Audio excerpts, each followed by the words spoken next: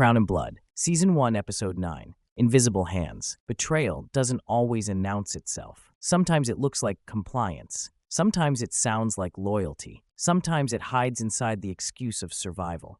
And when it finally reveals itself, it rarely belongs to just one person. Marcus King has always believed in structure. Clear roles, clear rewards, clear consequences. That belief built his empire. Tonight, it fractures it. The betrayal begins hours before anyone notices. A meeting rescheduled, a document copied instead of filed, a conversation repeated slightly out of order.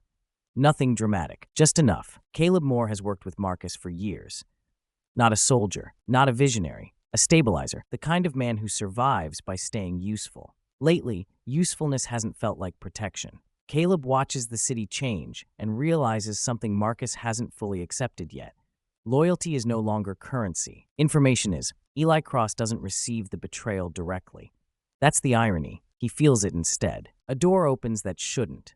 A route clears unexpectedly. Pressure eases for just a moment. Not a breakthrough, but progress. Eli smiles to himself. Someone inside Marcus's world is bleeding. Marcus senses it too late. A deal nearly collapses, but doesn't. A warning arrives, but too softly. A problem resolves itself, but incorrectly. Marcus reviews the chain backward. His instincts itch. Something is wrong. Naomi notices first. She always does. Not because she's watching the streets, but because she's watching Marcus. You hesitated, she says. Marcus looks up. About what? About who you trust. The words land harder than she intended. Or maybe exactly as hard. Cole feels the ripple immediately. Not proof, alignment. Two opposing forces adjust at the same time. That doesn't happen accidentally. He starts narrowing the circle. The betrayal surfaces quietly, not exposed, felt. Marcus confronts Caleb privately. No yelling, no threats, just silence. Caleb doesn't deny it. I didn't give him anything, he says quickly.